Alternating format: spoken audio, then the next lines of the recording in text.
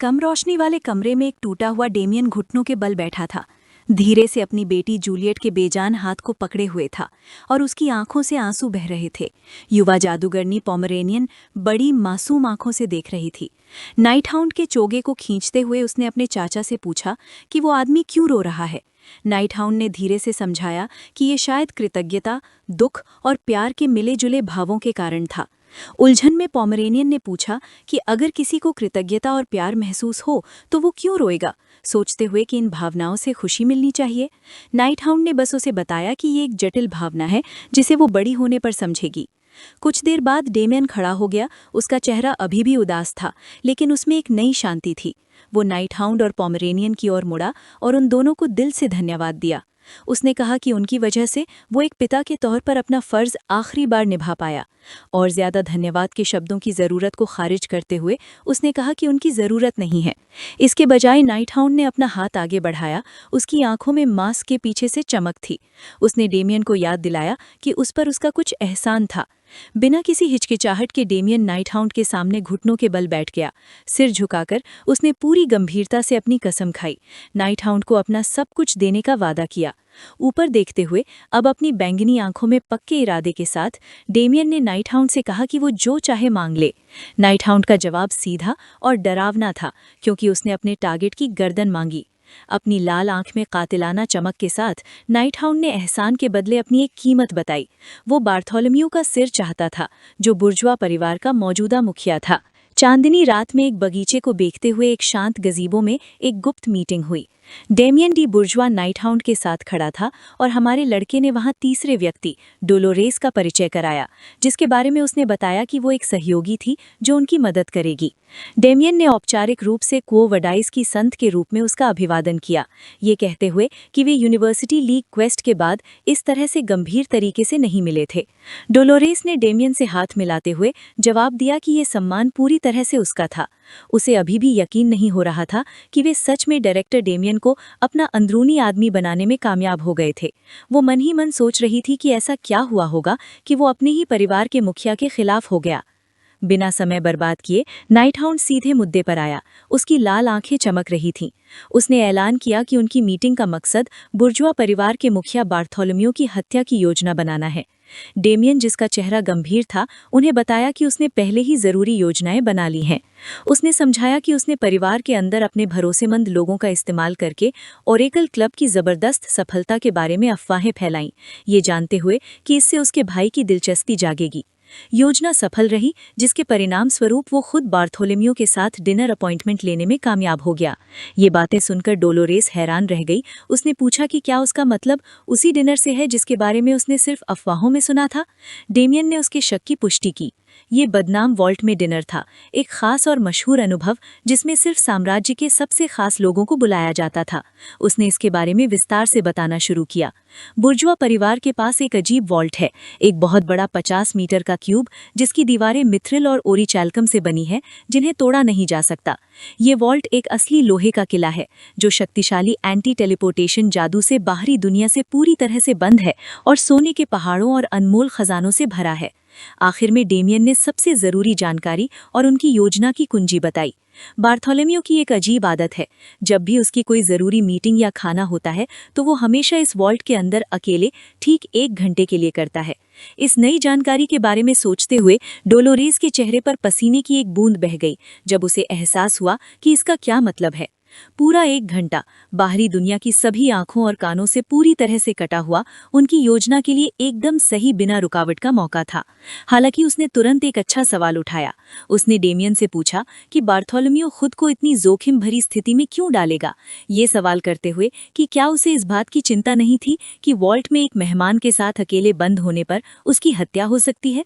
Damien ने अपने हाथ बांध लिए, ये मानते हुए कि ये एक तार्किक डर था, लेकिन उसने कभी भी अपने भाई को इस बारे में कोई चिंता दिखाते नहीं देखा था। इससे पहले कि डेमियन और कुछ समझा पाते, नाइट हाउंड ने चौंकाने वाली सच्चाई बताई। उसने बताया कि बार्थोलोम्यू को कोई डर नहीं लगता, क्योंकि वो एक राक्षस था जिसके पास पूरी ताकत थी। ये खबर सुनकर डेमियन हैरान रह गया और उसने जो सुना था उस पर सवाल करने लगा। नाइट हाउंड ने उसे बीच में ही रोक दिया और उसे एक रोल किया हुआ दस्तावेज दिया। उसने डेमियन से कहा कि अभी इसके बारे में चिंता न करे और प्लान पर ध्यान दे। प्लान ये था कि नाइट हाउंड की टीम वॉल्ट के अंदर बार्थोलोम्यू का मुकाबला करेगी, जबकि डेमियन का महत्वपूर्ण काम बाहर से उनकी मदद करना था। नाइट हाउंड आगे झुका, इस बात पर जोर देते हुए कि बार्थोलोम्यू को हराने के लिए प्लान में डेमियन का हिस्सा सबसे महत्वपूर्ण था। जब डेमियन और डोलोरेस ने दस्तावेज को देखा तो वे हैरान रह गए। ये जानकर कि ये क्या था, उनके चेहरे पूरी तरह से सदमे में बदल गए। अविश्वास में हकलाते हुए डेमियन को एहसास हुआ कि ये योजना सिर्फ बुर्जवा परिवार से कहीं ज्यादा बड़ी थी। डॉलरेस भी इसी भयानक नतीजे पर पहुंची। अगर ये योजना पूरी होती तो ये पूरे साम्राज्य को बर्बाद कर सकती थी। फिर सीन डिनर के दिन का हो जाता है। एक लकड़ी की गाड़ी के पहिए चरमरा रहे थे, जो बुर्जवा जागीर की ओर कच्ची सड़क पर चल रही थी। अंदर पिगी और सिंगलेर डॉलरेस से उत्साह से बातें कर रहे थे। पिगी खुशी से लगभग उछल रहा था, कह रहा था कि उसे अभी भी विश्वास नहीं हो रहा कि उनके ओरेकल क्लब ने इन्वेस्टमेंट टूर्नामेंट में पहला स्थान जीता है और अब वे बुर्जवा परिवार के मुखिया के साथ डिनर करने जा रहे हैं। उसने कहा कि वो कितना ज्यादा उत्साहित है। उसने सिंक्लेयर की ओर मुड़कर पूछा कि क्या वो भी उत्साहित है। एक चमकदार मुस्कान के साथ उसने उत्साह से हाँ कहा। हालांकि उसकी खुशमिजाज अभिव्यक्ति जल्द ही थोड़ी उदास हो गई। खिड़की से बाहर देखते हुए उसने धीरे से कहा कि काश उसका छोटा भाई विक्योर उनके साथ आ पाता। पिगी उलझन में पड़ गया। उसने सिंक्लेयर से पूछा कि उसने अचानक विक्योर का जिक्र क्यों किया। सिंक्लेयर ने बताया कि विक्योर ने एक बार उसके परिवार के घर आने का वादा किया था, जिससे पिगी और भी हैरान हो गया। उसकी प्रतिक्रिया देखकर सिंक्लेयर ने जल्दी से अपनी बात वापस ले ली, कहा कि कुछ नहीं और उसे बस थोड़ा दुख हुआ क्योंकि विक्योर हाल ही में बहुत व्यस्त लग रहा था। पिगी सहमत हुआ। उसने कहा कि उसे भी हाल ही में विक्योर के साथ खाना खाने का समय निकालना मुश्किल लगा है। अचानक जैसे कुछ जरूरी याद आया हो, पिगी का रवैया पूरी तरह बदल गया। उसने उत्साह से एक लंबा स्क्रोल खोला, गर्व से घोषणा करते हुए कहा कि उसने बुर्जुआ परिवार के मुखिया से पूछने के लिए सवालों की एक पूरी सूची तैयार की है। उसने उत्साह से विषयों की सूची बनाना शुरू किया, जिसमें साम्राज्य के भविष्य के बारे में गंभीर आर्थिक सवालों से लेकर एक सरल सवाल तक शामिल थे कि अमीर लोग अपने खाने में क्या खाते हैं। जैसे ही पिगी और सिंक्लेयर उत्साह से बातें कर रहे थे, अपनी यात्रा के असली कारण से पूरी तरह अनजान, डॉलरेस उन्हें एक शांत उदास भाव से देख रही थी। जैसे ही उसने उस खतरे के बारे में सोचा जिसमें वो अपने मासूम दोस्तों को धकेल रही थी, उस पर अपराध बोध की एक लहर दौड़ गई। उसने मन ही मन सोचा। जैसे ही उनकी गाड़ी शानदार बुर्जुआ एस्टेट के गेट पर पहुंची, बड़े बड़े फैंसी गेट खुल गए और तीनों स्टूडेंट्स को अंदर ले जाया गया। वे एक शानदार ढंग से सजे हुए वेटिंग रूम में गए। अपने आसपास की लग्जरी देखकर उनकी आंखें हैरानी से चौड़ी हो गईं। एक अच्छे कपड़े पहने हुए आदमी, जिसके बाल काले थे, जो उनके गाइड के तौर पर काम कर रहा था, ने उनसे विनम्रता से कहा कि उन्हें थोड़ी देर इंतजार करना चाहिए। डॉलरेस के धन्यवाद कहने के बाद उस आदमी ने थोड़ा झुककर उन्हें आराम से बैठने के लिए कहा और फिर चला गया। इंतजार करते समय पिगी और सिंक्लेयर उस फैंसी कमरे में आराम से बैठ गए। पिगी ने कहा कि सब कुछ कितना शानदार था। उसने कहा कि सिर्फ सोफा ही एकेडमी के डॉम में उनके बिस्तरों से 100 गुना बेहतर था। सिंक्लेयर सहमत हुई और उसने कहा कि कुशन कितने आरामदायक थे। फिर पिगी ने उत्साह से सिंक्लेयर से पूछा कि क्या उसने बुर्जुआ परिवार के मुखिया से पूछने के लिए कोई सवाल सोचा है। सिंक्लेयर ने जवाब दिया कि बस एक ही बात थी जिसके बारे में वो उत्सुक थी, लेकिन वो बता नहीं सकती थी कि वो क्या थी। उसके शांत जवाब से पिगी और ज्यादा उत्साहित हो गया। वो उछल पड़ा, ये कहते हुए कि ये साम्राज्य के सबसे अमीर आदमी से मिलने का जिंदगी में एक बार मिलने वाला मौका है और उन्हें जितना हो सके उतना ज्ञान हासिल करने की कोशिश करनी चाहिए। जब उसके दोस्त अपनी मासूम बातें करते रहे, डॉलरेस ने नीचे देखा। उसके चेहरे पर अपराध बोध और तनाव के भाव थे। मुट्ठी भींचकर उसने अपना इरादा पक्का कर लिया। किसी की नजर में आए बिना उसने चुपचाप एक छोटी शीशी निकाली और उसका सामान यानी नींद की दवा पास के जग में डाल दिया। वो जानती थी कि उसे ये पक्का करना होगा कि रात का खाना शुरू होने से पहले उसके दोस्त गहरी नींद में सो जाएं, ताकि उन्हें आने वाले खतरे से बचाया जा सके। उसके विचारों में तब रुकावट आई जब पिगी ने अचानक जोर से सोचा कि क्या बार्थोलोम्यू को वे तोहफे पसंद आएंगे जो उन्होंने तैयार किए थे। उसने सुझाव दिया कि उन्हें ये पक्का करना चाहिए कि सब कुछ ठीक है। ये सोचकर घबराकर कि वे जान जाएंगे कि असल में क्या हो रहा है, डॉलरेस आगे बढ़ी और उन्हें रुकने के लिए चिल्लाई। पिगी और सिंक्लेयर रुक गए, अपनी वाइस प्रेसिडेंट के अचानक गुस्से से पूरी तरह हैरान और भ्रमित थे। खुद को जल्दी से संभालते हुए डॉलरेस ने मेज पर 3 चाय वाली ट्रे रखी। उसने उनसे कहा कि वो खुद तोहफे चेक करेगी और उन्हें थोड़ी चाय पीकर आराम करना चाहिए। उसकी मुस्कान जबरदस्ती की थी, जो इस बात का साफ संकेत था कि वो बहुत ज्यादा दबाव में थी। लेकिन उसके दोस्त, जो अभी भी थोड़े कंफ्यूज थे, धीरे से मान गए। थोड़ी देर बाद जब उन्होंने अपनी चाय खत्म कर ली तो पिगी और सिंक्लेयर दोनों को अचानक बहुत ज्यादा नींद आने लगी। वे जम्भाई लेने लगे और अंगड़ाई लेने लगे, ये सोचकर कि उन्हें अचानक इतनी नींद क्यों आ रही है, खास तौर पर तब जब लंबे समय से इंतजार किए जा रहे डिनर शुरू होने वाला था। जैसे ही नींद की दवा का असर हुआ, डॉलोरेस ने अपने दोस्तों को राहत भरी कामयाबी के एहसास के साथ देखा। सिंक्लेयर, जो अभी भी असर से लड़ रहा था, उसने जम्भाई ली और सो गया। उसे खुद को जगाने के लिए कुछ ठंडा पानी चाहिए था। तभी काले बालों वाला गाइड कमरे में लौटा और पूछा कि क्या उन्होंने अच्छे से आराम किया। जैसे ही वो अंदर आया, पिगी आखिरकार उस दवा के असर में आ गई और सोफे पर गहरी नींद में सो गई। गाइड ने बताया कि परिवार का मुखिया इंतजार कर रहा है और डाइनिंग हॉल में जाने का समय हो गया है। दोनों बेहोश छात्रों को देखकर उसने पूछा कि क्या हुआ। घबराहट भरी हंसी के साथ डोलोरेस ने जल्दी से एक बहाना बनाया, ये समझाते हुए कि उसके दोस्त बहुत घबराए हुए और थके हुए थे और चाय पीने के तुरंत बाद सो गए थे। मन ही मन उसने उनसे माफ़ी मांगी, ये जानते हुए कि उन्हें सुरक्षित रखने का यही एकमात्र तरीका था। फिर उसने गाइड को बताया कि वो उनके क्लब का प्रतिनिधित्व करेगी और परिवार के मुखिया से अकेले मिलेगी। उस आदमी ने बिना किसी सवाल के उसकी बात मान ली और उसे तुरंत वहां ले जाने के लिए तैयार हो गया। डोलोरेस एक लंबे धूप वाले गलियारे से गाइड के पीछे पीछे चली। उनके पीछे दो मजदूर हाथ गाड़ियों पर बड़े लकड़ी के बक्से ले जा रहे थे, जिनमें उनके तोहफे थे। वे आखिरकार हवेली के एक बहुत ही अंधेरे, ज्यादा प्रभावशाली हिस्से में रुके। उनके सामने धातु के दो विशाल डरावने दरवाजे थे। गाइड ने बताया कि यही वो जगह है। डोलोरेस के चेहरे पर पसीने की एक बूंद टपक पड़ी जब उसने उस विशाल ढांचे को ऊपर देखा और ठंडक के साथ महसूस किया कि ये वही बदनाम तिजोरी थी। जैसे ही विशाल दरवाजे चरमराते हुए खुलने लगे, उसके मन में एक डरावना विचार आया। ऐसा लग रहा था कि प्रवेश द्वार का विशाल आकार एक चेतावनी थी, एक घोषणा कि ये दरवाजे कभी भी आम इंसानों के इस्तेमाल के लिए नहीं बने थे। जैसे ही डोलोरेस विशाल तिजोरी के प्रवेश द्वार पर खड़ी थी, गाइड ने उसे बताया कि उसे उस बिंदु से आगे अकेले जाना होगा। उसने आगे कहा कि वे जो तोहफे लाए थे उन्हें वहां सुरक्षित रखने के लिए रखा जाएगा। अपना हौसला बटोरकर डोलोरेस समझ गई कि जिस प्राणी का सामना वो करने वाली थी वो उतना ही अजीब और डरावना था जितना कि उसके सामने के दरवाजे। उसे खाना खाने का आनंद लेने की आखिरी डरावनी शुभकामना देकर गाइड पीछे हट गया और विशाल दरवाजे बंद होने लगे, जिससे डोलोरेस अपने भाग्य का सामना करने के लिए अकेली रह गई। घोर अंधेरे में डूबकर उसने घबराहट से चारों ओर विशाल खाली जगह में देखा और आवाज लगाई। हिचकिचाते हुए पूछा कि क्या परिवार का मुखिया वहां है। जैसे ही उसने सावधानी से एक कदम आगे बढ़ाया, उसका पैर फर्श पर बिखरी किसी चीज पर फिसल गया। एक छोटी सी चीख के साथ वो अपना बैलेंस खो बैठी और पीछे की ओर गिर पड़ी और छोटे धातु जैसी चीजों के ढेर पर जोर से गिरी। उठकर अपनी दुखती कमर को सहलाते हुए उसने सोचा कि अंधेरे में वो किस चीज से टकराई होगी। उसने उनमें से एक चीज उठाई और महसूस किया कि वो एक सोने का सिक्का था। जैसे ही वो उसे देख रही थी, अचानक एक तेज चकाचौंध करने वाली सुनहरी रोशनी निकली, जिससे पूरा कमरा रोशन हो गया। तेज चमक में नहाकर डोलोरेस सिर्फ हैरानी से देखती रह गई जब रोशनी का स्रोत सामने आया। पूरा विशाल खजाना सचमुच चमकते हुए सोने के सिक्कों के पहाड़ों से भरा हुआ था। इस अथाह धन के समुद्र के ठीक बीच में एक अकेली लंबी डाइनिंग टेबल रखी थी, जो एक दावत के लिए खूबसूरती से सजी हुई थी। डोलोरेस अभी भी खजाने के बीच फर्श पर बैठी थी, इस लुभावने और जबरदस्त नज़ारे से पूरी तरह से अवाक रह गई। एक गहरी रौबदार आवाज ने चुप्पी तोड़ी। संत का स्वागत करते हुए बोलने वाला एक लंबा मजबूत कद का आदमी था, जिसकी लंबी सुनहरी दाढ़ी और शाही कपड़े थे। उसके हाथ में लाल शराब का गिलास था। फिर उसने खुद को सुधारा और उसे ओरेकल क्लब के प्रतिनिधि के तौर पर संबोधित किया। यही वो आदमी था जिसके लिए वे आए थे, बार्थोलोम्यू जे बुर्जुआ, बुर्जुआ परिवार का मुखिया। ये वीडियो का अंत है। अगर आप लोग अगला भाग देखना चाहते हैं तो सब्सक्राइब करना और वीडियो को लाइक करना न भूलें। सोने और गहनों के अंतहीन पहाड़ों से टकराती टिमटिमाती मोमबत्तियों की रोशनी से घिरी डोलोरेस घबराहट में उस भव्य डाइनिंग टेबल पर उस प्रभावशाली व्यक्ति के सामने बैठ गई। जब वो अपनी स्थिति समझने की कोशिश कर रही थी तो उसके हाथ कांप रहे थे।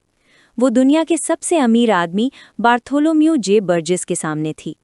वो 7 महान परिवारों में से एक के मुखिया के रूप में उसकी सार्वजनिक पहचान जानती थी, लेकिन वो उसकी असली छिपी हुई प्रकृति भी जानती थी। वो इंसान के रूप में छिपा हुआ एक राक्षस था। बार्थोलोम्यू ने उसकी तारीफ करके बातचीत शुरू की, ये कहते हुए कि उसके कौशल सच में प्रभावशाली थे।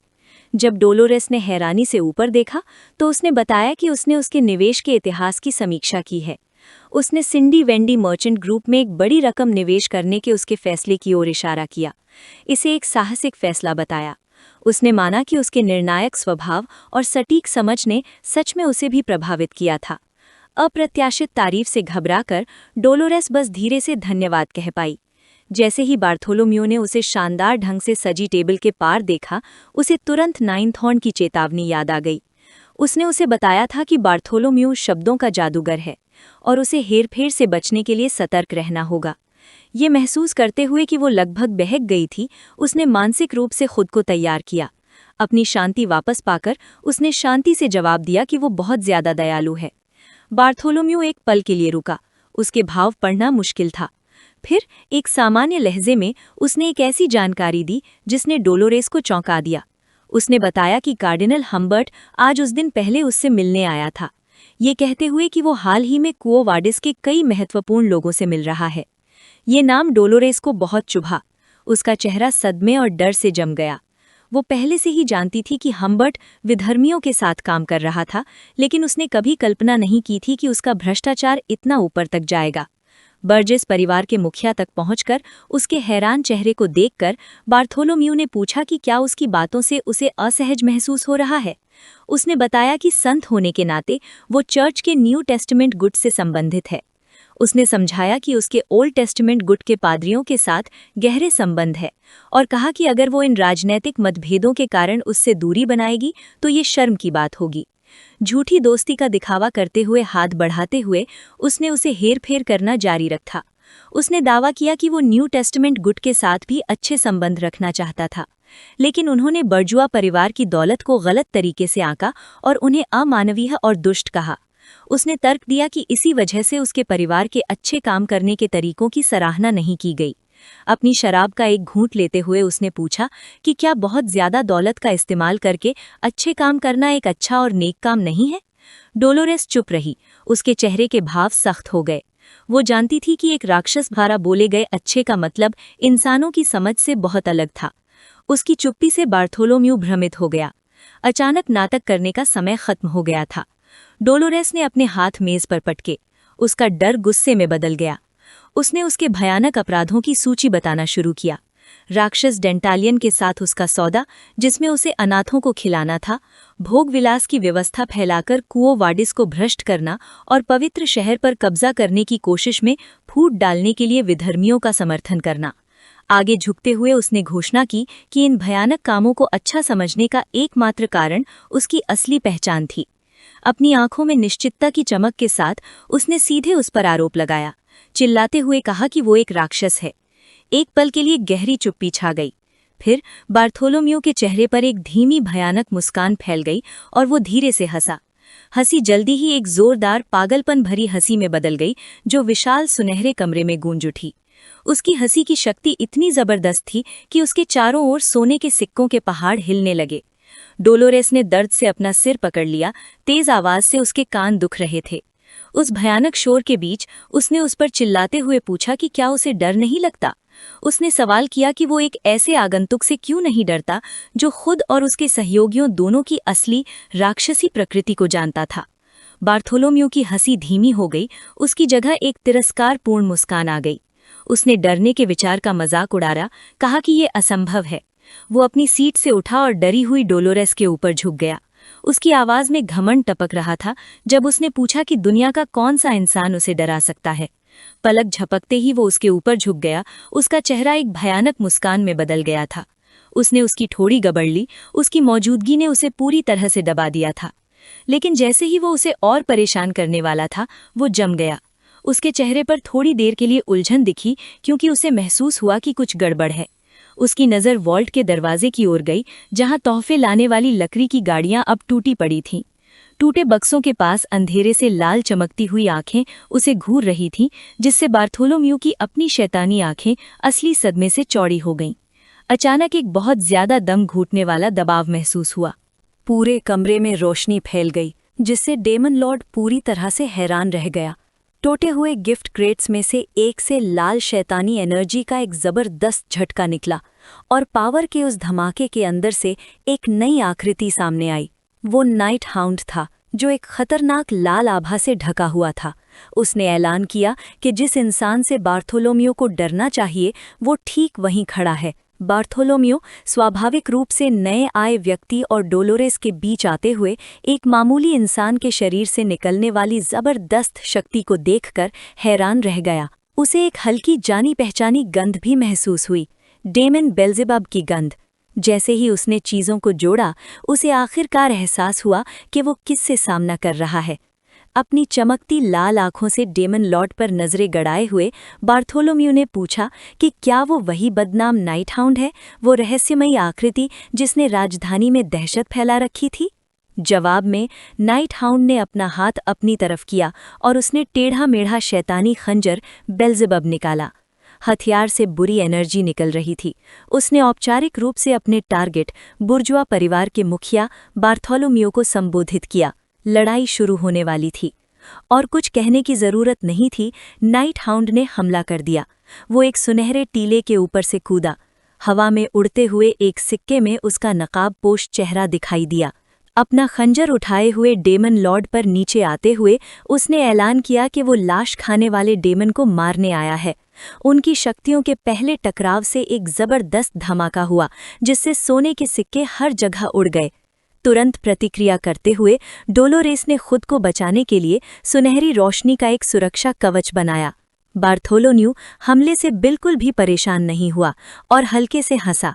उसने टिप्पणी की कि उसके विरोधी को तलवार चलाना आता है। इससे पहले कि नाइट हाउंड प्रतिक्रिया कर पाता, बार्थोलोम्यू ने अपनी एक शैतानी तलवार निकाली और आसानी से हमले को रोक दिया। उसने शेखी बघारी कि वो खुद भी काफी कुशल है। दोनों योद्धाओं ने जोरदार वार पलटवार किए। नाइट हाउंड ने अपनी लाल खंजर को अविश्वसनीय गति से घुमाया, लेकिन बार्थोलोम्यू ने हर वार को रोका, जिससे नाइट हाउंड को पीछे हटना पड़ा और अपनी रणनीति पर फिर से सोचना पड़ा। जैसे ही उसने बार्थोलोम्यू के हथियार को देखा, उसे एक चौंकाने वाला एहसास हुआ। उसने तलवार को पहचान लिया, एक ऐसी तलवार जो इतनी तेज थी कि स्टील को भी काट सकती थी, फिर भी इतनी भ्रष्ट करने वाली थी कि किसी भी चलाने वाले को तानाशाह बना देती। ये बास्कविल परिवार की मशहूर शैतानी तलवार थी, एक ऐसा हथियार जिसे सील करके रखा जाना था। वो मशहूर तलवार बालमंग। जलती हुई शैतानी तलवार को आसानी से पकड़े हुए बार्थोलोम्यू तैयार खड़ा था। नाइट हाउंड सिर्फ अविश्वास से देख रहा था। उसका दिमाग तेजी से चल रहा था, क्योंकि वो समझने की कोशिश कर रहा था कि इस शैतान के पास इतना शक्तिशाली और सुरक्षित हथियार कैसे हो सकता है। बार्थोलोम्यू ने एक घमंडी मुस्कान के साथ समझाया कि अपनी जवानी में वो इतना प्रतिभाशाली तलवारबाज था कि पिछले बास्कविल परिवार का मुखिया उससे बहुत प्रभावित हुआ था। उसने दावा किया कि पिछले मुखिया ने उससे उसका शिष्य बनने की भीख मांगी थी और उसे मशहूर तलवार बालमंग भी तोहफे में दी थी। इस शेखी के साथ उसने ऐलान किया कि नाइट हाउंड का उससे लड़ने की हिम्मत करना सिर्फ उसकी बदकिस्मती थी। फिर वो आगे बढ़ा, सोने के ढेर के ऊपर से कूदकर हमला करने के लिए। नाइट हाउंड ने हमले का सामना किया, अपनी छोटी कटार से जलती हुई तलवार को रोका। इसके बाद वार पलटवार का जबरदस्त सिलसिला शुरू हुआ। उनके हथियार लाल और सुनहरी रोशनी की धुंध में टकरा रहे थे, क्योंकि बार्थोलोम्यू ने लगातार वार किए। जैसे जैसे वो लड़ रहे थे, बार्थोलोम्यू का गुस्सा बढ़ता गया। वो गुर्राया, ये सवाल करते हुए कि एक मामूली इंसान उसके असली रूप, एक लाश खाने वाले शैतान के बारे में कैसे जान सकता है और उसने उसके शैतानी साथियों को कैसे मार डाला। उनकी तलवारें टकराती रहीं, स्टील की खनक वॉल्ट में गूंज रही थी। ये चिल्लाते हुए कि मूर्ख के खेल खत्म हो गए हैं, बार्थोलोम्यू पूरी ताकत से आगे बढ़ा। उसकी शैतानी तलवार जबरदस्त शक्ति से चमक रही थी। तलवार ने अपना निशाना साधा, सीधे नाइट हाउंड की छाती में घुस गई, जो एक जानलेवा वार लग रहा था। कमरे के दूसरी तरफ से डोलोरेस डर के मारे चिल्लाई, नाइट हाउंड का नाम पुकारते हुए। खून सुनहरे फर्श पर फैल गया। ये मानते हुए कि वो जीत गया है, बार्थोलोम्यू अपने गिरे हुए दुश्मन के ऊपर झुका। एक क्रूर मुस्कान के साथ उसने नाइट हाउंड की लाश को चबाने और उसके सिर को वॉल्ट में तब तक रखने का वादा किया जब तक वो सड़ न जाए, और उसे ये एक बड़ा सम्मान मानने को कहा। फिर उसने नाइट हाउंड के शरीर में फंसी तलवार की मूठ पकड़ी, उसे खत्म करने की तैयारी में। लेकिन जैसे ही वो आखिरी वार करने वाला था, एक शांत साफ आवाज हवा में गूंजी, उसे दयनीय कहते हुए, उस शब्द ने बार्थोलोम्यो को वहीं रोक दिया। उसके घमंडी चेहरे की जगह तुरंत अविश्वास का भाव आ गया। नाइट हाउंड, जो अभी भी तलवार से घायल था, उसने अपना अपमान जारी रखा। उसने कहा कि बार्थोलोम्यो न सिर्फ इतना घटिया तलवार इस्तेमाल करके जीतने के लिए दयनीय था, बल्कि पिछला बास्कविल मुखिया भी उतना ही दयनीय था, जिसने अपने परिवार का खजाना तोहफे में दे दिया था। जैसे ही वो बोला, उसके शरीर से लाल राक्षसी ऊर्जा का एक जबरदस्त प्रवाह निकला। उसकी आंखें एक नई और डरावनी शक्ति से चमक उठीं। बार्थोलोम्यो ने भाले पर अटके नाइट हाउंड पर घमंड किया और उसका मजाक उड़ाया कि वो सिर्फ बातें करता है और एक भी हमले का सामना नहीं कर सकता। जब उसने अपनी तलवार निकालने की कोशिश की तो डेमन लॉर्ड का घमंड हैरानी में बदल गया, क्योंकि तलवार फंसी हुई थी। नाइट हाउंड ने अपने नंगे, खून से सने हाथ से ब्लेड को कसकर पकड़ रखा था। फिर नाइट हाउंड ने पूछा कि क्या बार्थोलोम्यो को यकीन है कि वो सिर्फ बातें करता है, क्योंकि उसने अपनी शक्ति पर ध्यान केंद्रित करना शुरू कर दिया था और अपनी लाल माना को अपने खंजर में डाल रहा था। नाइट हाउंड से निकलने वाली जबरदस्त शक्ति को देखकर बार्थोलोम्यो की आंखें अविश्वास से चौड़ी हो गईं। उसने उस तकनीक को पौराणिक सोलिडोरा के रूप में पहचाना। ये एक ऐसा कौशल था जिसका इस्तेमाल सिर्फ एक सच्चा तलवारबाज ही कर सकता था, और वो समझ नहीं पा रहा था कि उसका युवा प्रतिद्वंदी इतना कुशल कैसे हो गया। इससे पहले कि बार्थोलोम्यो ये सब समझ पाता, नाइट हाउंड ने अपनी अंतिम तकनीक का इस्तेमाल किया और शक्ति को अपने खंजर के जरिए प्रवाहित किया। उसने बास्करविल के 7वें तलवार रूप का इस्तेमाल किया, जिससे चेंबर में विनाशकारी लाल ऊर्जा के वार का तूफान आ गया। हमला लाल ऊर्जा के एक विशाल बवंडर जैसे विस्फोट में खत्म हुआ, जिसने सब कुछ उड़ा दिया, जिससे झटके और सोने के सिक्के तिजोरी में चारों ओर उड़ने लगे। सुरक्षित दूरी से देखते हुए डोलोरेस पूरी तरह से हैरान थी। उसे हैरानी के साथ एहसास हुआ कि नाइट हाउंड डेमन डेंटालियन के साथ उनकी लड़ाई के दौरान जितना मजबूत था, उससे कहीं ज्यादा मजबूत हो गया था, और उसने सोचा कि उसकी शक्ति में इतनी बड़ी बढ़ोतरी का क्या कारण हो सकता है। जब धूल छटी तो नाइट हाउंड तैयार खड़ा था। उसका लाल आभा अभी भी उसके चारों ओर घूम रहा था। उसकी नज़र अपने प्रतिद्वंदी पर टिकी थी। बार्थोलोम्यो, जो अब बुरी तरह घायल और खून बह रहा था, उसे अपने पैरों पर खड़े रहने के लिए अपनी तलवार को बैसाखी की तरह इस्तेमाल करना पड़ा। नाइट हाउंड ने देखा कि हालांकि बार्थोलोम्यो आखिरी सेकंड में अपनी तलवार निकालकर हमले से बच गया था, लेकिन डेमन लॉर्ड अब बहुत कमज़ोर था और ज़्यादा देर तक टिक नहीं सकता था। अपने जख्मों को पकड़े हुए बार्थोलोम्यो को खुद मानना पड़ा कि नाइट हाउंड की पिछली जीत कोई इत्तेफाक नहीं थी। अपनी चोटों के बावजूद बार्थोलोम्यो के चेहरे पर एक चुनौती भरी मुस्कान लौट आई। उसने उन्हें ताना मारना शुरू कर दिया, ये पूछते हुए कि क्या उन्हें सच में लगता है कि वे इससे जिंदा बाहर निकल पाएंगे। उसने समझाया कि तिजोरी को अंदर से कभी नहीं खोला जा सकता और वो टाइमर पर थी। जब 1 घंटा पूरा हो जाएगा तभी दरवाजे बाहर से खुलेंगे। उसने हंसते हुए अपनी धमकी जारी रखी और बताया कि दरवाजे खुलते ही उसके गार्ड उन पर कैसे टूट पड़ेंगे। लेकिन उसकी पागलपन भरी हंसी तब रुक गई जब डोलोरेस ने उसके ध्यान भटकने पर अपने मंत्रों का इस्तेमाल करते हुए चिल्लाकर कहा, पवित्र प्रकाश, और उसे दिव्य ऊर्जा के एक शक्तिशाली धमाके से मारा। दानव राजा, पूरी तरह से अनजान, दर्द से चीख ही पाया, क्योंकि पवित्र शक्ति ने उसे घेर लिया। सच्चाई का आईना पकड़े हुए, एक ऐसी चीज जो उसमें दिखने वाले किसी भी व्यक्ति का असली चेहरा दिखाती है। डोलोरेस ने दानव राजा को चुनौती दी। उसने पूछा कि जब वे देखेंगे कि आईना क्या दिखाता है तो कोई उसके शब्दों पर विश्वास करेगा। बार्थोलोम्यो दर्द से चिल्लाया। ये देखकर हैरान था कि उसके पास इतनी शक्तिशाली पवित्र चीज है। जैसे जैसे आईने की रोशनी तेज होती गई, उसके इंसान के चेहरे का प्रतिबिंब पिघलने लगा और नीचे का भयानक राक्षसी चेहरा सामने आ गया। अपना भेस पूरी तरह से टूटने पर बार्थोलोम्यो ने सारा दिखावा छोड़ दिया। एक बड़ी डरावनी मुस्कान उसके नए सामने आए राक्षसी चेहरे पर फैल गई। मजेदार और धमकी भरे लहजे में उसने कहा कि उनकी तैयारियां उसकी उम्मीद से कहीं ज्यादा अच्छी थीं। उसका शरीर बदलने लगा। उसकी दाहिनी बांह सूजकर एक अजीब राक्षसी अंग बन गई, जिसमें नुकीले पीले पंजे थे। उसने उस विशाल हाथ को जबरदस्त ताकत से सुनहरे फर्श पर पटक दिया। वो चिढ़कर खुद से बड़बड़ाया। उसे उम्मीद थी कि उसे निपटना पड़ेगा, लेकिन उसने कभी नहीं सोचा था कि क्वो वॉडिस की संत भी इतनी शामिल होंगी, जिससे स्थिति और भी मुश्किल हो जाएगी। नाइट हाउंड के बगल में खड़ी डोलोरेस उस राक्षसी बदलाव को देखकर डर गई। एक टेढ़ी मुस्कान दानव के चेहरे पर लौट आई जब उसने घोषणा की कि अब चीजें बहुत दिलचस्प हो गई हैं। उसने घोषणा की कि वो अब स्वयं को नहीं रोकेगा और इन इंसानों को अपना असली रूप दिखाएगा। पेंगनी मासल टहनिया उसकी तलवार बालमंग पर रेंगने लगी और उस पौराणिक हथियार को उसके अपने राक्षसी शरीर के साथ मिला दिया। उसका पूरा शरीर हिलने और बढ़ने लगा, मांसपेशियां और मांस मुड़ने लगे जैसे जैसे उसकी शक्ति बढ़ी। 2 बड़े चमड़े के पंख उसके कपड़ों के पीछे से फटकर बाहर निकले और अपने पूरे खतरनाक आकार में खुल गए। पीछे न रहने के लिए नाइट हाउंड विकिर लड़ाई के अगले चरण के लिए तैयार हो गया। उसने अपना शैतानी हथियार पकड़ा जो उसके हाथ में बदलते हुए एक विशाल नुकीली लाल बड़ी तलवार बन गया। बिना समय गंवाए उसने नई ताकत वाली तलवार चलाई और बदलते हुए दानव की ओर लाल माना के 2 बड़े वार किए। हमले अपने निशाने पर लगे, जिससे पूरी तरह से बदला हुआ जानवर एक पल के लिए घुटनों पर आ गया।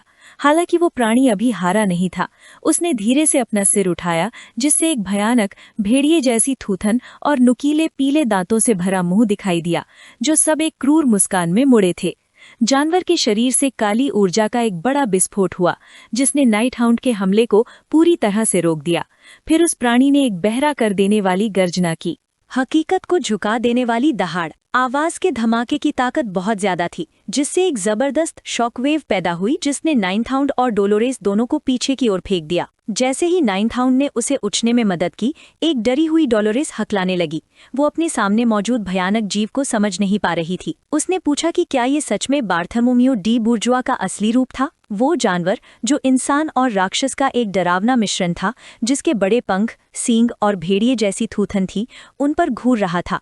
उसका रूप बदलना अब पूरा हो चुका था। वो जीव असल में बेलियल था, जिसे 6th कॉर्प्स के नाम से भी जाना जाता है, जो एक S+ रैंक का खतरा है। बेलियल को 10 महान आपदाओं में से एक माना जाता है, जो इंसानियत का एक अमर प्राकृतिक दुश्मन है। एक पुराने ग्रंथ में इसके श्राप का वर्णन किया गया था, तुम्हारे शरीर और तुम्हारे घर में तुम्हारे दांत सड़ जाएंगे। जैसे ही नायकों ने डर के मारे देखा, तिजोरी खुद ही राक्षस की मौजूदगी पर प्रतिक्रिया करने लगी। सोने के सिक्कों के पहाड़ कांपने लगे और डोलोरेस ने चिल्लाकर चेतावनी दी, ये बताते हुए कि सोना हवा में उड़ रहा था और राक्षस के चारों ओर इकट्ठा हो रहा था। उसने अविश्वास से देखा कि सिक्के बेलियल के शरीर पर झुंड बनाकर आ गए और जादुई रूप से उन गहरे घावों को ठीक कर दिया जो नाइन्थ हाउंड ने उसे अभी दिए थे। राक्षस ने अपनी अनोखी और डरावनी क्षमता बताई, एक शक्ति जिसे गोल्डन वेन्स के नाम से जाना जाता है। उसने घोषणा की कि एक ऐसी दुनिया में जहां दौलत का राज है, वित्तीय शक्ति ही सच्ची शक्ति बन जाती है। तिजोरी में मौजूद सारा खजाना सिर्फ दौलत नहीं थी, बल्कि उसकी जान और ताकत थी। एक भयानक गुर्राहट के साथ उसने एक डरावना दावा किया, जब तक दुनिया में दौलत का खुद का कोई मूल्य है, उसे मारा नहीं जा सकता, और जब तक वो इससे घिरा रहेगा, उसकी शक्ति हमेशा बढ़ती रहेगी। हालात की पूरी निराशा डोलोरेस पर हावी होने लगी। नाइन्थ हाउंड ने देखा कि वो डर से कांप रही है। उसने धीरे से उसका हाथ पकड़ा, उसका ध्यान खींचने के लिए उसे पुकारा। उसने उससे कहा कि डरने की कोई जरूरत नहीं है। उसने उसे उसकी अपनी अंदरूनी ताकत की याद दिलाई, ये याद दिलाते हुए कि कैसे उसने राक्षस डेंटालिन के मानसिक भ्रष्टाचार पर काबू पाया था और अपनी असली शक्ति को जगाया था। अपने डर पर काबू पाने के लिए उसने जोर दिया कि उसे खुद पर विश्वास करना होगा।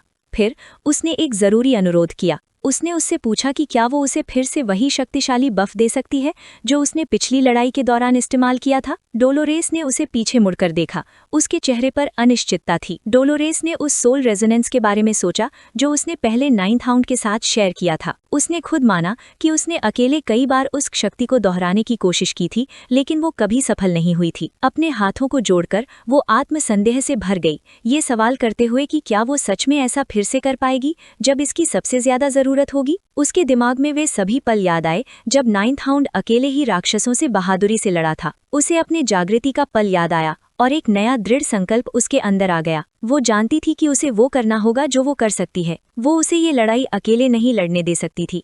उसके संदेह की जगह एक पक्का इरादा आ गया। उसकी आंखों में एक पवित्र क्रॉस का निशान चमक उठा जब उसने कसम खाई कि वो नाइन्थ हाउंड को फिर से कभी अकेले नहीं लड़ने देगी। हिम्मत जुटाकर वो उसके पीछे खड़ी हो गई और अपने हाथ फैलाए जोर से घोषणा करते हुए कहा कि वो ऐसा ही करेगी। जैसे ही उससे एक शानदार सुनहरी रोशनी निकलने लगी, उसने एक श्लोक पढ़ा, ये कहते हुए कि भगवान उसकी ढाल और हथियार हैं और सिर्फ अपनी ताकत पर भरोसा करने से हार ही मिलेगी। उसने प्रार्थना जारी रखी। उसके हाथ जुड़े हुए थे और उनके चारों ओर एक पवित्र रोशनी थी। उसने एक पावरफुल सेनापति को आगे आकर उसके लिए लड़ने के लिए बुलाया और योद्धा का पवित्र नाम पूछा। हालांकि इस अनुष्ठान में एक समस्या आ गई। वो नाइन्थ हाउंड की ओर मुड़ी। ये समझाते हुए कि अगर उसे उसका असली नाम पता होता तो बफ और भी ज्यादा असरदार होता। वो हैरान रह गया, ये महसूस करते हुए कि वो इस नाजुक पल में अपनी पहचान जाहिर नहीं कर सकता। उनका ध्यान भंग हो गया क्योंकि राक्षस बेलियल, जो पहले ही पूरी तरह ठीक हो चुका था, उनकी ओर बढ़ा। नाइन्थ हाउंड राक्षस की अविश्वसनीय ठीक होने की गति देखकर हैरान था, लेकिन उसे रिएक्ट करने का समय नहीं मिला क्योंकि बेलियल ने उसकी तरफ जोरदार कोहनी मारी। वार की ताकत बहुत ज्यादा थी, जिससे नाइन्थ हाउंड हवा में उड़ गया और सोने के सिक्कों के पहाड़ से जोर से टकराया। वो जमीन पर पड़ा था, बुरी तरह घायल और सीने से खून बह रहा था। जब डोलोरेस ने डर के मारे उसका नाम पुकारा, लेकिन उस राक्षस ने अपने गिरे हुए दुश्मन को पूरी तरह नजरअंदाज कर दिया। उसने अपनी विशाल भयानक बाह उठाई, जो एक विशाल ब्लेड में बदल गई थी, और अब बिना बचाव वाली डोलोरेस पर निशाना साधा। एक जोरदार दहाड़ के साथ उसने ब्लेड को नीचे की ओर घुमाया, संत को मरने के लिए चिल्लाते हुए। डोलोरेस सिर्फ ऊपर देख सकती थी। उसका चेहरा पूरी तरह से डर से भरा हुआ था जब जानलेवा वार उस पर हुआ। ये वीडियो का अंत है। अगर आप लोग अगला भाग देखना चाहते हैं तो सब्सक्राइब करना और वीडियो को लाइक करना ना भूलें। राक्षस बेलियल ने बेबस डोलोरेस को घूर कर देखा और संत को मरने के लिए दहाड़ा। डर से जम गई डोलोरेस के चेहरे से आंसू बहने लगे क्योंकि उसने अपनी किस्मत मान ली थी। जैसे ही विशाल भयानक ब्लेड वाला हाथ जानलेवा वार करने के लिए नीचे आया, वो बस यही सोच सकती थी कि ये अंत है। लेकिन ब्लेड लगने से ठीक पहले हवा में लाल रोशनी की एक शानदार लकीर तेजी से गुजरी, जो एक विशाल जटिल जादुई घेरे में बदल गई, ठीक हमले के रास्ते में। राक्षस पूरी तरह से हैरान रह गया। जादुई घेरा, जिसके केंद्र में एक बड़ी सरीसृप जैसी आंख थी, ने आसानी से शक्तिशाली वार को रोक दिया और घेरे से एक शांत प्राचीन आवाज निकली। बेलियल को नमस्कार करते हुए और ये कहते हुए कि बहुत समय हो गया है, इस अचानक हस्तक्षेप से हैरान होकर बेलियल हकलाया और पूछा कि किसने दखल दिया है। जादुई घेरा एक हैरान डोलोरेस के सामने सुरक्षात्मक रूप से मंडरा रहा था। पता चला कि ये राक्षस डेकोराबिया की शक्ति थी। बेलियल ने अविश्वास में नाम दोहराया। उसका चेहरा गुस्से से भर गया। उसने गुस्से में डेकोराबिया से सवाल किया, पूछा कि क्या वो विनाश के द्वार खोलने के अपने महान मिशन को भूल गया है। उसने उस पर नीचे इंसानों का साथ देने के लिए अपने ही लोगों को धोखा देने का आरोप लगाया। डेकोराबिया की आंख ने शांति से जवाब दिया, कहा कि धोखा गलत शब्द है। उसने समझाया कि वो शुरू से ही सच में किसी के पक्ष में नहीं था। उसने बस एक इंसान के साथ एक समझौता किया था और अब उसका मिशन उसके ठेकेदार के अनुरोधों का पालन करता है। डेकोराबिया ने फिर अपना नया उद्देश्य घोषित किया। अगले 1000 सालों तक वो इस महिला के लिए और पूरी मानवता के लिए एक ढाल के रूप में काम करेगा। गुस्से में बेलियल ने डेकोराबिया को एक तिलचट्टा कहा और गुस्से में पूछा कि क्या वो अपने ही लोगों के बेकाबू गुस्से का सामना करने के लिए तैयार है, एक ऐसा गुस्सा जो विनाश के द्वारों से निकलेगा। डेकोराबिया ने उसे नजरअंदाज करते हुए कहा कि जब समय आएगा तो वे इसके बारे में चिंता कर सकते हैं। फिर उसने एक अजीब बात कही, ये देखते हुए कि जबकि उसकी अपनी शक्ति बेलियल की औरा बढ़ रहा था। भ्रमित होकर बेलियल ने पूछा कि इसका क्या मतलब है, लेकिन ये सवाल एक ध्यान भटकाने वाला था। इस मौके का फायदा उठाते हुए अब ठीक हो चुके नाइन्थ हाउंड राक्षस के पीछे हवा में कूदा और लाल ऊर्जा का एक शक्तिशाली वार किया, जो सीधे बेलियल की पीठ पर लगा। आसानी से उतरते हुए नाइट हाउंड ने सोचा कि उसका लक्ष्य दानव की गर्दन को सीधे काटना था, लेकिन वार इतना गहरा नहीं था कि काम पूरा हो सके। दानव बेलियल पूरी तरह से हैरान होकर मुड़ा और अपने सुनहरे नसों की क्षमता का इस्तेमाल करके सिक्कों के झुंड से अपनी पीठ पर लगे घाव को तेजी से ठीक किया। उसने सोचा कि नाइन्थ हाउंड इस हमले के बाद जिंदा कैसे हो सकता है, जिससे उसके अंदर के अंग पूरी तरह से नष्ट हो जाने चाहिए थे। नाइट हाउंड मजबूती से खड़ा था, हालांकि वो साफ तौर पर घायल था और सीने से खून बह रहा था। उसके बचने का कारण उसका शैतानी खंजर बेल्जेबब था, जिसमें एस रैंक की क्षमता इमॉर्टल बेसिलिस्क और A+ रैंक की साइलेंट हील थी। ये महसूस करते हुए कि उसका विरोधी कोई आम इंसान नहीं है, बेलियल ने माना कि ये लड़ाई आसान नहीं होगी। इस बीच डोलोरेस सुरक्षित थी, लेकिन डेकोराबिया द्वारा बनाए गए सुरक्षात्मक लाल जादुई घेरे के अंदर फंसी हुई थी। उसने अपनी जान बचाने के लिए उस प्राचीन दानव का धन्यवाद दिया, लेकिन तुरंत उससे गुहार लगाई कि वो बाधा हटा दे ताकि वो जाकर नाइट हाउंड की मदद कर सके। डेकोराबिया ने साफ मना कर दिया। उसकी एक आंख सिकुड़ गई और उसने समझाया कि उसे केवल एक ही आदेश मिला था, संत को सुरक्षित रखने के लिए। वो इस आदेश से आगे अपनी मर्जी से कुछ नहीं कर सकता था, जिससे डोलोरेस को बहुत झटका और निराशा हुई। जैसे ही उसने सवाल करना शुरू किया कि ये अजीब प्राणी जो कहीं से भी प्रकट हुआ था वो आखिर क्या था, उसे अचानक एक बात समझ में आई। उसे डेकोराबिया से नाइट हाउंड का अपना माना निकलता हुआ महसूस हुआ। वो समझ गई कि ये सुरक्षा कवच दानव की अपनी पहल नहीं थी, ये नाइट हाउंड खुद द्वारा उसकी सुरक्षा सुनिश्चित करने के लिए उठाया गया कदम था। हस्तक्षेप करने में असमर्थ वो केवल बाधा के पीछे से देख सकती थी, जबकि बाहर भयंकर लड़ाई जारी थी। नाइट हाउंड और बेलियल एक क्रूर तेज गति वाली लड़ाई में उलझ गए। उनके शक्तिशाली हमलों से गोल्डन वॉल्ट रोशन हो उठा। हालांकि दोनों लड़ाकों ने वार किए और चोटें खाईं, लेकिन राक्षसी रूप हिंसा का आनंद लेता हुआ प्रतीत हो रहा था। चोट लगने पर भी उसके चेहरे पर एक क्रूर मुस्कान फैल रही थी। लड़ाई जारी रही, जिसमें नाइट हाउंड और दानव बेलियल दोनों एक दूसरे पर क्रूरता से वार कर रहे थे। बेलियल ने अपनी अविश्वसनीय शक्ति से एक विनाशकारी हमला किया, जिससे नाइट हाउंड का हथियार उसके हाथ से छूटकर उड़ गया और वो चैम्बर में पीछे की ओर जा गिरा। जमीन पर जोर से गिरने के बाद नाइट हाउंड ने गंभीर होकर हालात का जायजा लिया। बेलियल, हालांकि वो भी घायल था, अपने दुश्मन की ताकत से उतना ही हैरान था। उसे विश्वास नहीं हो रहा था कि वो, एक इंटरमीडिएट लेवल का स्वॉर्ड मास्टर, इतना संघर्ष कैसे कर रहा था। नाइट हाउंड का दिमाग तेजी से चल रहा था। वो इस नए दुश्मन की तुलना उन सभी शक्तिशाली दुश्मनों से कर रहा था जिनका उसने अपनी जिंदगी में सामना किया था। उसने एक कठोर नतीजा निकाला। बेलियल बिना किसी शक के वो सबसे कठिन और जबरदस्त दुश्मन था जिसका उसने कभी सामना किया था। उसने समस्या की जड़ का विश्लेषण किया। हर बार जब वो हमला करने में कामयाब होता, बेलियल बस वॉल्ट में मौजूद अथाह खजाने को सोख कर ठीक हो जाता और भी ज्यादा मजबूत हो जाता। ये रीजेनरेशन का एक अनंत स्रोत था। वो जानता था कि लंबी लड़ाई वो जीत नहीं सकता। हालांकि उसके पास एक छिपा हुआ इक्का था। उसकी योजना राक्षस को हराने की नहीं, बल्कि उससे ज्यादा समय तक टिके रहने की थी। उसे बस थोड़ा और समय तक टिके रहना था, क्योंकि वो जानता था कि समय उनके साथ था।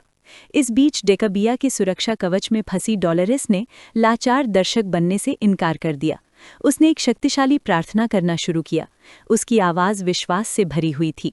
उसने कहा कि भले ही राक्षस जमीन को निगलने के लिए उठ खड़े हों, उन्हें बिना किसी डर के लड़ना चाहिए, क्योंकि वे सच्चाई के जरिए विजयी होंगे।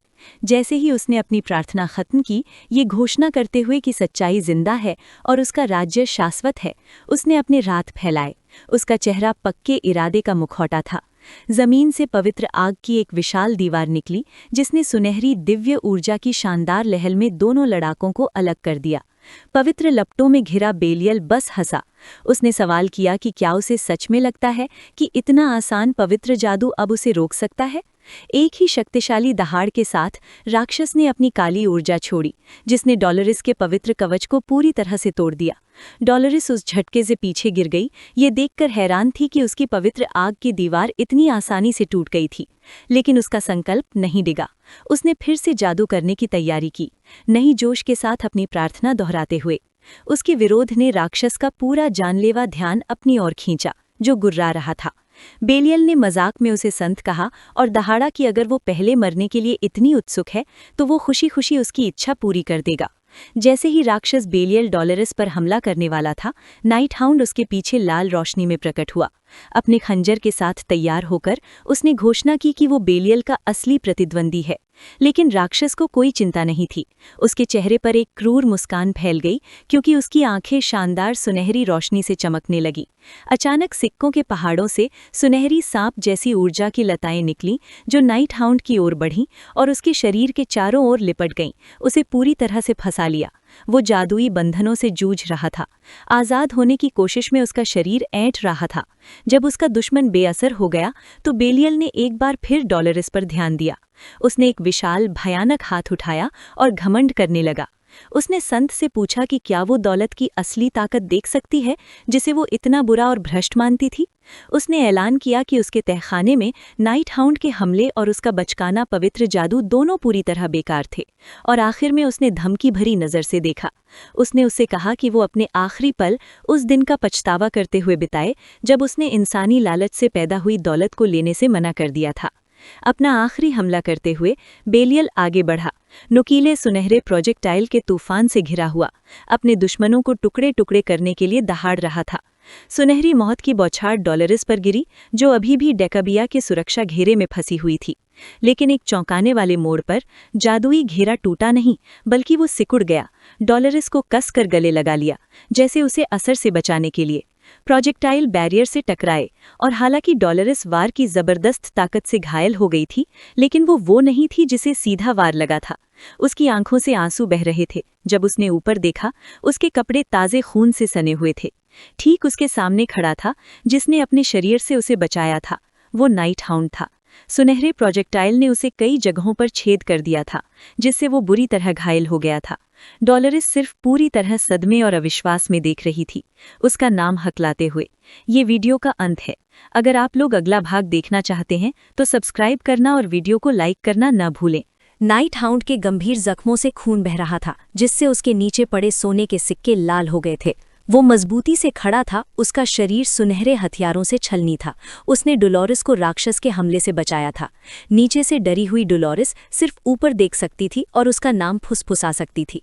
एक लाल बैरियर में फंसी उसे अपराध बोध हो रहा था, महसूस करते हुए कि उसे बचाते हुए वो एक बार फिर बुरी तरह घायल हो गया है। हार मानने से इनकार करते हुए नाइट हाउंड ने अपने शरीर में फंसे सुनहरे हथियारों को पकड़ लिया। लाल शैतानी ऊर्जा के एक झटके से उसने उन्हें तोड़ दिया और खुद को आज़ाद कर लिया।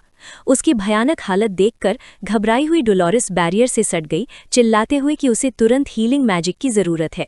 उसके हाथ लाल जादुई ढाल पर दबाव डाल रहे थे, बेताब होकर आज़ाद होने और उसकी मदद करने की कोशिश कर रहे थे। घेरे के अंदर तैरते हुए डोलोरिस सोच रही थी कि बैरियर वापस क्यों आ गया है। वो उससे बाहर निकलने की विनती करती है, जोर देकर कहती है कि वो मदद कर सकती है।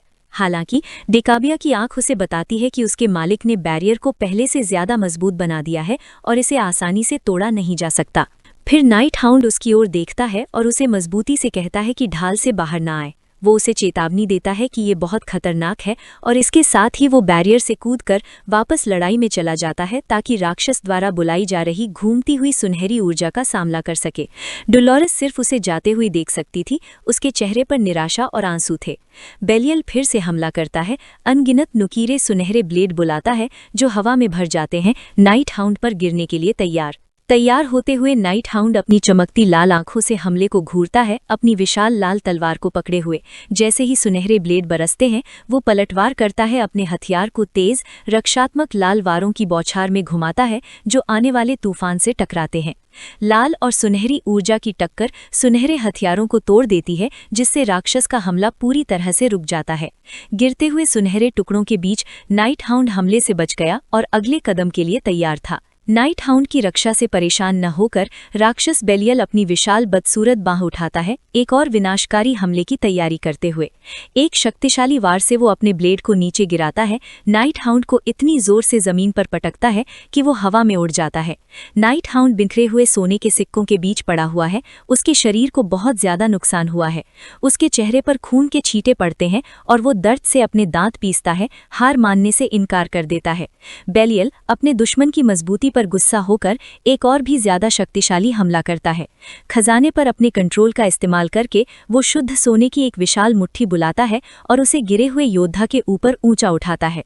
फिर वो विशाल सोने की मुट्ठी तेजी से नीचे आती है, जिसका मकसद नाइट हाउंड को पूरी तरह से कुचल देना है। जमीन से ऊपर देखते हुए नाइट हाउंड की आंखें उस जबरदस्त शक्ति को देखकर सदमे से चौड़ी हो जाती हैं। इस बीच डेकाबिया की सुरक्षा कवच में फंसी हुई डोलोरिस अपनी खुद की जानलेवा लड़ाई लड़ रही है। वो चुपचाप खड़ी नहीं रह सकती। वो बार बार अपने खाली हाथों से जादुई ढाल पर हमला करती है, आज़ाद होने की कोशिश करती है। हालांकि इस कोशिश से उसके हाथ और बाहें ही जख्मी और खून से लथपथ हो जाती हैं। दर्द के बावजूद वो अपना हमला जारी रखती है। एक पवित्र रोशनी की पट्टी उसकी आंखों को ढक लेती है, क्योंकि वो अपनी पूरी ताकत कवच को तोड़ने में लगा देती है। उसकी कोशिशें बेकार जाती हैं। उसके खुद के जख्मों से उसके पैरों के पास खून का एक तालाब बन जाता है। प्राचीन राक्षस डेकाबिया देखता रहता है। उसकी आंखें उसके जख्मों को देखती हुई लगती हैं। जब वो संत से बात करता है तो उसके हाथों की हालत बताता है। अपनी लाचारी का एहसास डोलोरिस के लिए बहुत ज्यादा है और उसकी ताकत आखिरकार जवाब दे देती है, जिससे वो घुटनों के बल गिर जाती है। निराशा से घिरी हुई वो अपने कांपते हुए खून से लथपथ हाथों को देखती है। इस बात से नफरत करती है कि वो मदद के लिए कुछ नहीं कर सकती। निराशा में घुटनों के बल बैठी डोलोरिस अपनी शक्ति के बारे में सोचती है। वो जानती है कि उसकी दिव्यता भगवान में शुद्ध विश्वास और न्याय और समानता के आदर्शों से आती है। हालांकि उसे लगता है कि ये पवित्र शक्ति एक ऐसे राक्षस के खिलाफ पूरी तरह से बेकार है जिसकी ताकत इंसानी लालच और पैसे की पूजा से आती है। उसे राक्षस डेंटालियन के खिलाफ अपनी लड़ाई याद है, एक समय जब उसे विश्वास था कि उसने अपनी सीमाओं को पार कर लिया है और अपनी क्षमता को जगाया है। उसने सोचा था कि इस बार सब कुछ अलग होगा, कि वो गर्व से खड़ी हो पाएगी और अपनी ताकत से नाइट हाउंड की मदद कर पाएगी। लेकिन ये उम्मीदें उसके उस आदेश की याद से टूट गईं जिसमें उसने उसे बैरियर के अंदर रहने के लिए कहा था, और उसकी चेतावनी कि ये बहुत खतरनाक है जब वो अकेले ही लड़ाई में वापस कूद पड़ा। बोझ होने का एहसास, उसकी मदद न कर पाने का एहसास उसे हावी हो जाता है। निराशा और खुद से नफरत के आंसू उसके चेहरे पर बहने लगते हैं जब उसे अपनी कमजोरी से नफरत होती है। इस बीच लड़ाई जारी रहती है। बुरी तरह घायल नाइट हाउंड अपने दर्द को नजरअंदाज करता है। खून उसके जख्मों से सुनहरे फर्श पर टपकता है, लेकिन वो खुद को जबरदस्ती अपने पैरों पर खड़ा करता है, नए दृढ़ निश्चय के साथ अपने ही खून में कदम रखता है। अपने लाल खंजर के चमकने के साथ वो दानव बेलियल पर हमला करता है। लाल रोशनी की एक चमक में वो अपनी तलवार को अविश्वसनीय गति से घुमाता है, साफ साफ काटता है। राक्षस की विशाल बाह वो जानवर को घूरता है, उसका संकल्प अटूट है। हालांकि राक्षस इतनी आसानी से हार मानने वाला नहीं है। नाइट हाउंड की आंखें सदमे से चौड़ी हो जाती हैं जब बेलियल तुरंत दूरी कम करता है और एक शक्तिशाली अप्रत्याशित वार करता है। वार की ताकत से नाइट हाउंड कमरे में पीछे की ओर उड़ता हुआ चला जाता है। वो जमीन पर गिरता है, लुढ़क जाता है। उसकी छाती में एक बड़े घाव से बहुत ज्यादा खून बह रहा है और वो उसी बैरियर के अंदर गिरा है जो उसने डोलोरेस की रक्षा के लिए बनाया था। डोलोरेस की रक्षा के लिए बनाए गए बैरियर में फेंके जाने के बाद नाइट हाउंड लुढ़क जाता है। उसकी छाती से बहुत ज्यादा खून बह रहा है। वो कोसता है, ये महसूस करते हुए कि लड़ाई का कितना असर हो रहा है। वो अपनी तेजी से बिगड़ती हालत का अंदाजा लगाता है। उसके माना का इस्तेमाल उसकी उम्मीद से कहीं ज्यादा हो रहा है। उसके सॉलिड ऑरा का लगातार इस्तेमाल और डेकोराबिया के शक्तिशाली बैरियर को बनाए रखने के लिए जरूरी बड़ी मात्रा में माना उसकी ऊर्जा को खतरनाक दर से खत्म कर रहे हैं। इससे भी बुरी बात यह है कि उसके राक्षसी खंजर की मजबूत हीलिंग क्षमता भी कमजोर पड़ने लगी है। वो जानता है कि सिर्फ उनके तय समय तक जिंदा रहना ही काफी नहीं है।